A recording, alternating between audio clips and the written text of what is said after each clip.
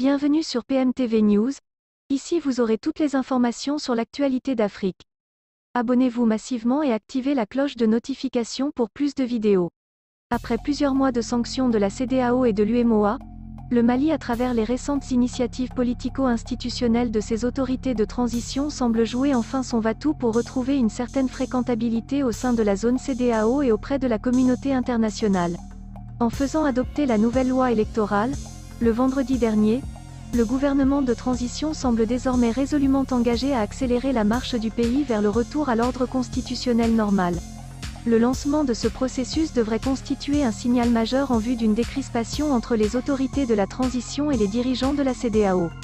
En effet, après le maintien du statu quo lors du sommet extraordinaire de l'organisation sous-régionale, du 4 juin dernier à Accra, les regards sont tournés vers Bamako dans la perspective du sommet ordinaire du 3 juillet. Et les dirigeants de la CEDEAO attendent de voir si les autorités de la transition vont poser des actes significatifs dans le sens des préparatifs des prochaines élections.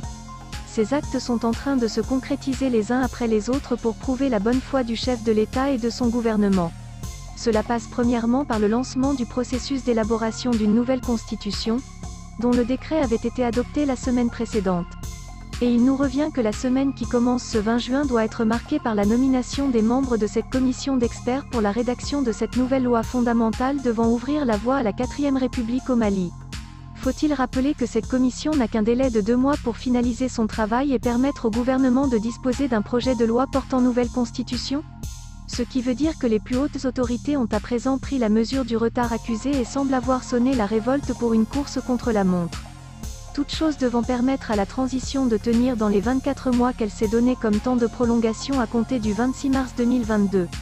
En outre, le gouvernement, malgré les insuffisances contenues dans son texte de départ, a gagné un pari en réussissant l'adoption par le Conseil national de transition de la nouvelle loi électorale. Ce texte, faut-il le rappeler, comporte l'innovation majeure portant sur la création d'un organe unique indépendant de gestion des élections, l'Autorité indépendante de gestion des élections, EG. À ce niveau, il faut préciser que l'EG bénéficiera d'un appui conséquent et diligent de l'administration territoriale, pour avoir plus de chances de succès dans sa mission délicate d'organiser, en moins de 2 ans, au moins 3 consultations électorales, le référendum constitutionnel, l'élection présidentielle et les élections législatives. Ce qui constitue des défis de taille dans la mesure où le pays n'est pas encore affranchi de la menace terroriste. Même s'il est admis que les forces armées maliennes, FAMA, ont, ces derniers mois, substantiellement monté en puissance et administrent de lourdes pertes aux groupes armés terroristes à divers endroits du vaste territoire national. Par ailleurs, en optant pour l'intensification de ses efforts diplomatiques en vue de mieux convaincre ses interlocuteurs de la sous-région, le gouvernement de transition, sous le leadership du président, le colonel Assimi Goïta, a réussi à baisser la tension entre Bamako et Abuja.